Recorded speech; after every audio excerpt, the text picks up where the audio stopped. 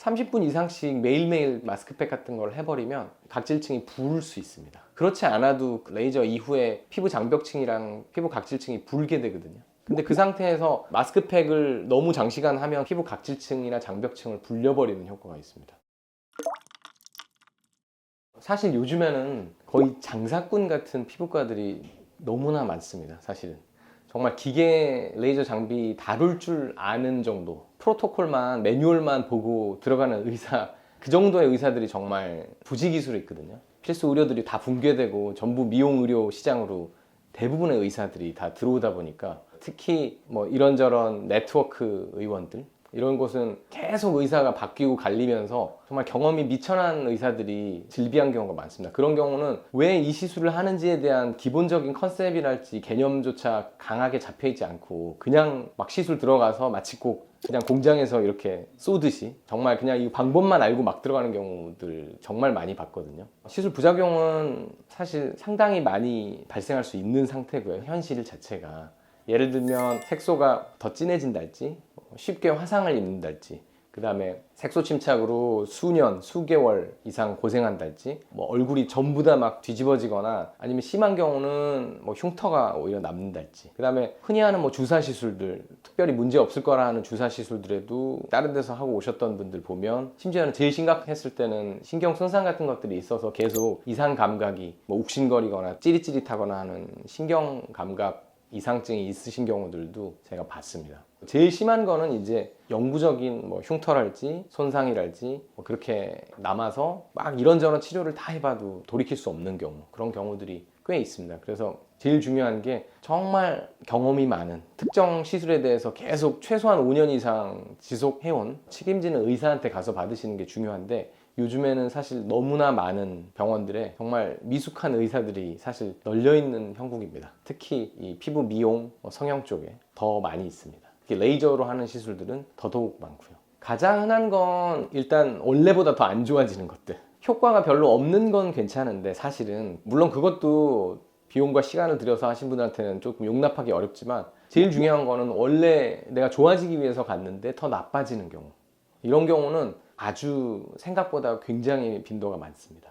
뭐 색소를 좋아지기 위해서 갔는데 색소가 훨씬 더 진해졌다, 단순히 조금 진해지는 걸 넘어서서 너무 진해져 버렸다, 탄력을 좋게 하기 위해서 갔는데 오히려 막 심한 화상을 입고 흉터가 생겨버렸다. 그래서 사실은 좋은 병원, 그 다음에 실력 있거나 경험이 풍부한 의사를 찾아가는 게 그래서 굉장히 중요합니다. 사실 이게 온라인 마케팅이 요즘 워낙 광범위하게 돼 있고, 정말 마케팅 회사를 써가지고 지속적으로 좋은 리뷰를 업데이트 한다거나 계속 홍보성 블로그를 올린다거나, 이런 게 거의 모든 병원에서 공공연한 비밀처럼 다 하고 있거든요. 그러니까 무슨 얘기냐면, 온라인에 나와 있는 얘기들이 걸러야 되는 건가 할 정도로, 심지어 그게 옥석을 가려내기가 참 힘든데, 그래서 사실 옛날 방식으로 진짜로 실제로 거기 이용한 주변 사람이 받고 나서 진짜 여기는 효과가 좋았다, 사실 그게 제일 신빙성이 있기는 해요, 정말. 근데 굳이 이제 있다면 전후 후기가 많은 병원, 객관적인 자료, 사진이 제일 많을 텐데, 사실 자신 있고 진짜 특정한 시술을 잘하는 병원들은 전후 막 이렇게 모델 컷처럼 나온 사진 그런 거 말고 진짜 일반 환자들 사진들을 되게 후기가 많다. 그래도 결국 믿을 수 있는 거는 직접적인 환자 전후 후기가 많은 경우.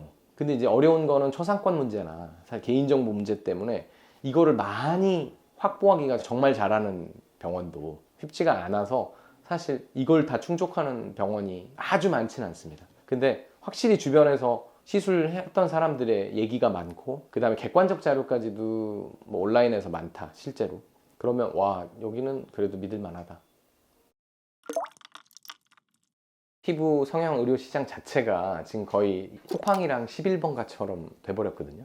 너도 나도 이 의료 마케팅에서 최저가를 부르짖고 자판기처럼 시술을 홍보해버리는 그런 방식이 됐습니다. 서로 간에 최저가 경쟁하고, 그런 병원들이 대다수가 되고, 그 다음에 얼핏 얘기 드렸지만 네트워크 병원들, 이름은 똑같고 무슨 지점 마치 꼭 편의점처럼 여기저기 전국적으로 그런 병원들은 일단 무조건 비싸든 싸든 중요한 거는 전체 매출에서 네트워크 회사들이, 마케팅 회사들이 가져가는 거에만 혈안이 돼 있기 때문에 무조건 최저가로 무조건 사이즈만 많이 매출을 발생시키겠다는 그런 의도를 하는 병원들이 너무 많습니다. 그러면 결국 어떻게 되냐, 의사들은 단가가 계속 떨어지고 수가가 떨어지니까 병원은 의사들을 일단 많이 뽑아서 시술을 돌려야 됩니다. 그래야 되니까 하루에 예약 시스템을 세팅을 맞추기 위해서는 당연히 수많은 아까 말한 봉지기 의사들, 페이닥터 의사들이 뭐 경험이 좀 많이 적을 수도 있죠. 그런 의사들이 막 대량으로 계속 많은 시술을 소화해야 됩니다.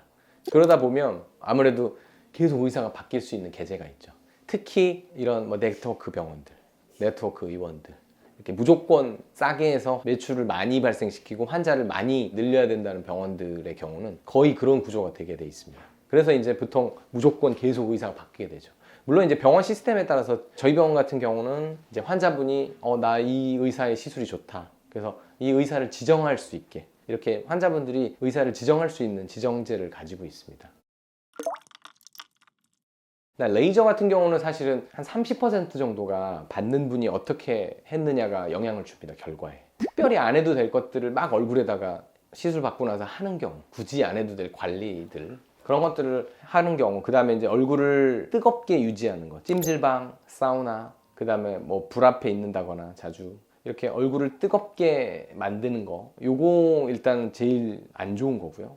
아예 뭐 과도한 자외선이나 햇볕에 나가서 막 그냥 얼굴을 노출시킨달지, 진짜 술을 많이 드신다거나 너무 건조한 상황이 있달지, 그러면 효과가 확 떨어집니다. 그다음에 굳이 예를 들면 시술 끝나고 뭐 1일 1팩을 꼭 할 필요도 없는데 계속 1일 1팩을 한달지, 그것도 꼭 좋은 건 아닙니다. 하루에 한 번 팩하면 좋다, 무조건 그렇게 해야 된다, 그게 최고다, 이런 얘기들이 있는데 사실 그렇지가 않습니다. 30분 이상씩 매일매일 마스크팩 같은 걸 해버리면 각질층이 부을 수 있습니다. 그렇지 않아도 레이저 이후에 피부 장벽층이랑 피부 각질층이 붉게 되거든요. 근데 그 상태에서 마스크팩을 너무 장시간 하면 피부 각질층이나 장벽층을 불려버리는 효과가 있습니다. 나중에 내가 수분 많이 얼굴에 줬어, 매일매일 마스크팩 해서 그랬는데, 근데 이상하게 속건조는 더 막 당기는 느낌도 있고, 이런 경우가 실제로 해보시면, 매일 해보시면 그런 느낌이 들 수 있습니다.